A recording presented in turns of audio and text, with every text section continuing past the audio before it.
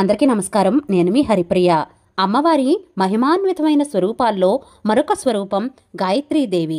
శాస్త్రంలో ఒక మాట ఉంది, నగాయత్రాహ పరం మంత్రం నమాతు పరదైవతం. అంటే గాయత్రీ మంత్రాన్ని మించిన మంత్రం అస్సలు ఈ ప్రకృతిలో లేదు. గాయత్రీదేవి స్వరూపానికి 5 ముఖాలు ఉంటాయి. ముత్యం, పగడం, బంగారం, నీలం, తెలుపు రంగుల్లో ఉంటాయి. ఇవి సృష్టిలో ఉన్న పంచభూతాలకు ప్రతీక. అమ్మవారికి 10 చేతులు ఉంటాయి. వరద, అభయహస్తాలు, రెండింటిలో తామర పువ్వులు ఉంటాయి. మిగిలిన చేతుల్లో అంకుశం, కొరడ, కపాలం, గద, శంఖం, చక్రం అవన్నీ కూడా ఉంటాయి. ఈ 10 చేతులు 10 దిక్కులకు ప్రతీక. ప్రకృతికి సంకేతం గాయత్రి స్వరూపం. అందుకే గాయత్రి మంత్రం ప్రతిరోజు చేయగలిగితే మనకు ప్రకృతికి అనుసంధానం చేస్తుంది. తత్ అనే అక్షరంతో గాయత్రి మంత్రం మొదలై ప్రచోదయాత్తో మొత్తం 3 పాదాలు ఉంటాయి. ఒక్కొక్క పాదంలో 8 అక్షరాలు, మొత్తం 24 అక్షరాలు ఉంటాయి. రోజు 3 కాలాల్లో జపిస్తే 4 వేదాలు చదివిన ఫలితం ఉంటుంది.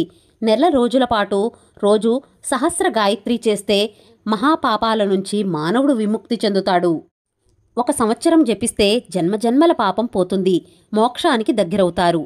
ఇంకొకటి ఏమిటంటే ఆఖరి పాదంలో 8 అక్షరాలు ఉంటాయి కదా, ధియోయోనః ప్రచోదయాత్ అంటే మా బుద్ధులను ప్రేరేపించు అని అర్థం.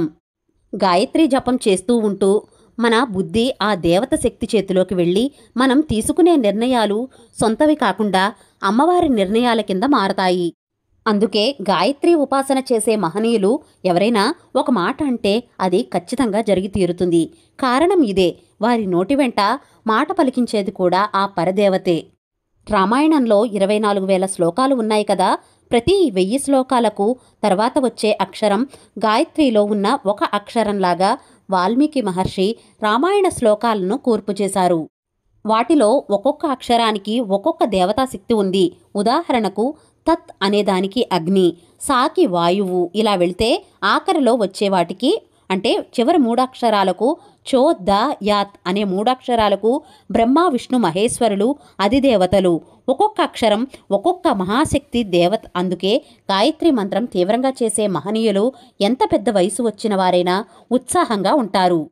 జ్ఞానశక్తిలో చూడగానే పాదాభివందనం చేసే ముఖ వచ్చస్సు ఉంటుంది.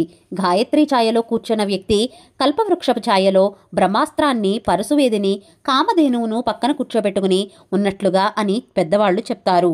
అది ఆ మంత్రానికి ఉన్న శక్తి. దసరా శరన్నవరాత్రుల్లో 2వ రోజు గాయత్రి అమ్మవారిని ఎలా పూజించాలో అనే విషయాలన్నీ కూడా మన ఛానల్ పేరు కింద వీడియో లింక్ అయితే ఇచ్చానండి. క్లిక్ చేసి చూడగలరు. Thank you for watching.